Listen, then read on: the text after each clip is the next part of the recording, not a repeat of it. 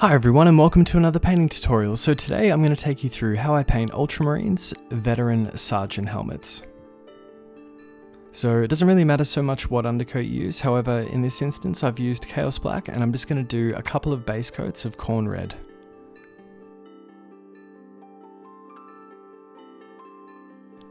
So just make sure to get a nice even base coat down and then allow a little bit of dry time and then apply a second coat. And now to begin shading the helmet, I decided to use an even mix of Khorne Red and ABADDON Black, and as you can see it is fairly watered down. And just to mention as well, I'm using, as always in my more recent tutorials, my Raphael 8404 size 3.0 brush. However, this is one of my older ones. As you can see, it's not in fantastic condition, but as I've mentioned in previous tutorials, I do hold on to these for quite a while and just continue using them effectively as fine detail shading such as this, and even just base coating on smaller areas.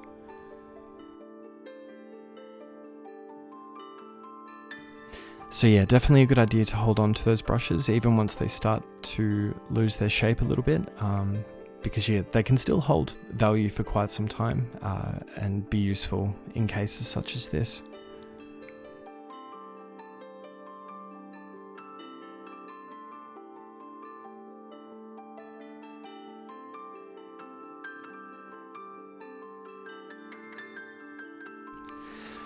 So for the first highlight, I decided to use WAZDAKKA Red.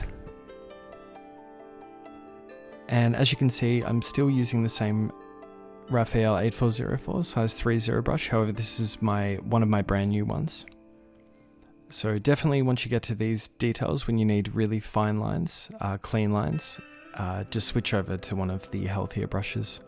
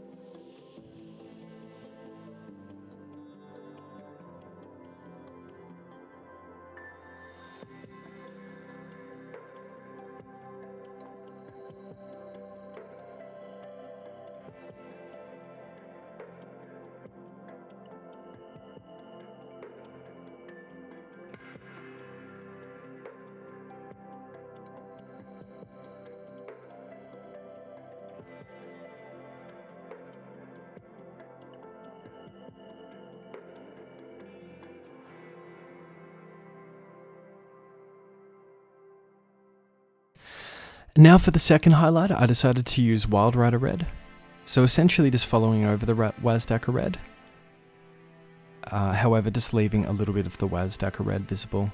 And as you can see, barely anything on my brush, and just using the very tip of my brush, and really take your time with this step.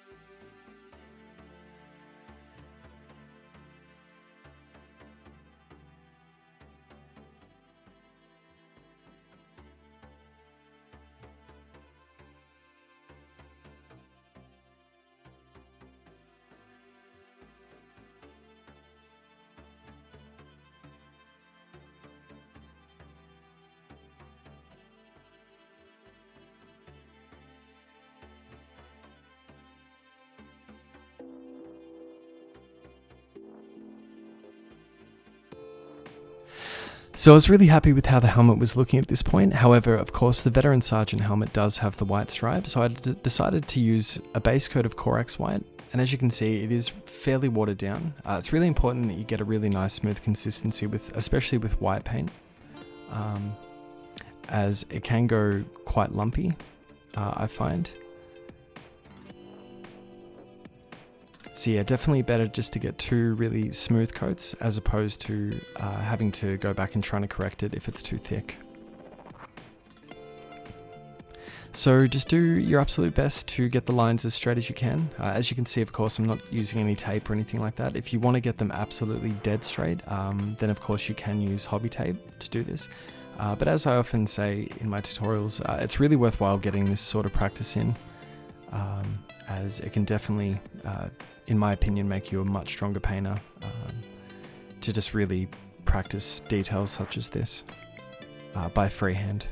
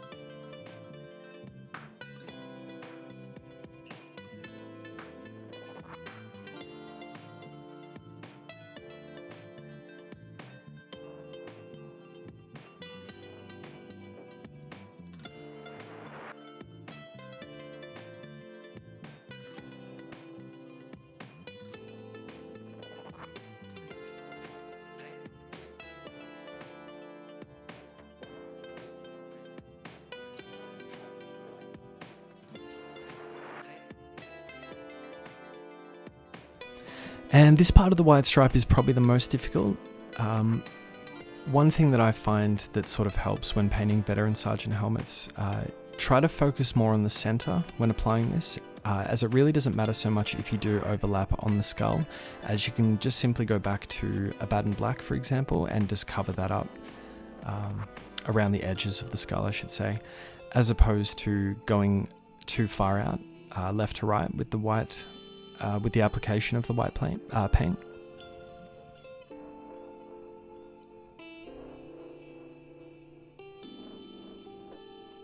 So yeah, just really try and aim that more to the center. As you can see, I have overlapped the skull a bit, but again, not stressed about it because I'm just going to go back to the black and fix that up anyway. As opposed to having to go back to the red and start correcting the lines. But if you do need to do that, don't stress. I'd recommend going back to the corn red and just correcting that, see how it looks, and if you need to tidy it up a little bit, you can use a bit of WAZDAKKA red as well.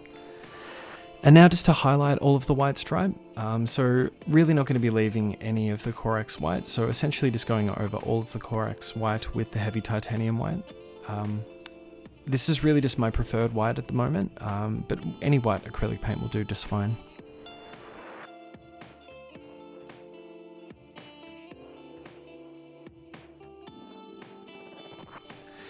And now just to do a light shade in the deepest recess of the front of the helmet there, I'm just going to use some ABADDON black. And again, just sticking with the detail brush that I've been using for this. And I'm just going to very carefully paint in a fairly thin down, really thin line there, as you can see, of the ABADDON black. And that's really just to tidy up any of the white that was in there from the previous application. And now for the lenses, as you can see as well, I have of course filled in the lenses with black, ABADDON black. Any acrylic, black acrylic will do just fine. And now I'm just going to use some CALIBAN green to begin highlighting, or base coating I should say, the lens.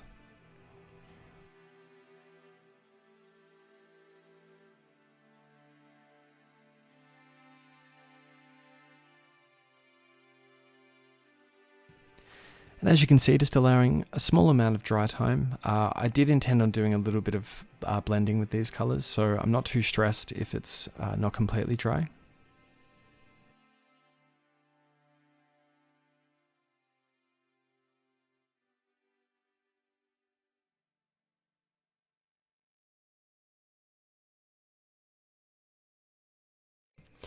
And for the first highlight, I'm just going to use some Caliban green and Warpstone glow, just mixed together, and really just focusing on the front of the lens there, and then just gradually working my way back.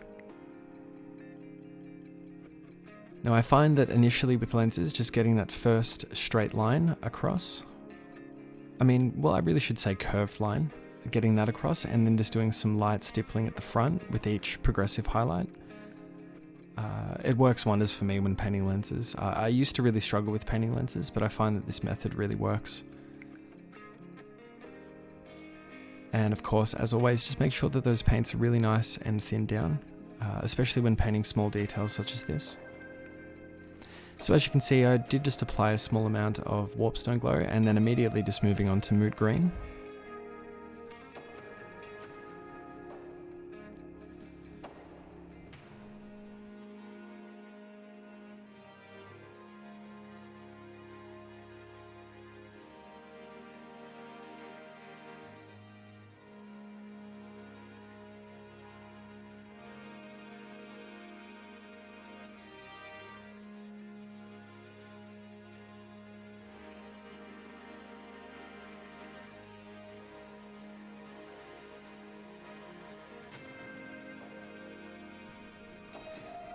And then just to further highlight, I decided to use a mix of MOOT green and heavy titanium white.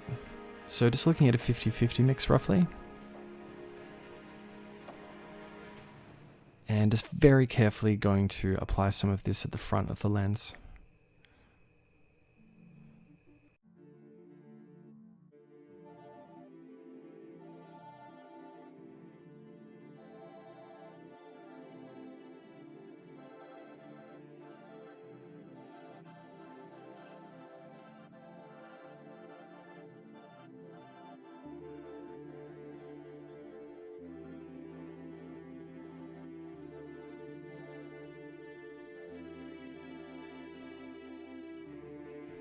Now I was fairly happy with how the lens was looking, however I decided that the curved line didn't go back far enough, so I've just gone back to MOOT green and I'm just going to tidy up that line just to add a bit more definition to the overall sort of glow appearance of the lens.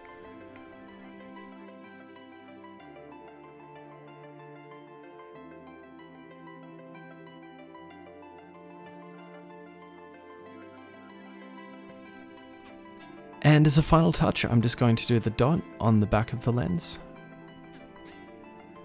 So as you can see, I dipped in 2 different pools there. Now what I usually do that I find really easy for painting the dot on the lens is that you essentially have one pool of paint that has very little water mixed in it, so you can get a nice sort of solid ball of acrylic paint on the tip of the brush, and then dipping it in the more heavily watered down white.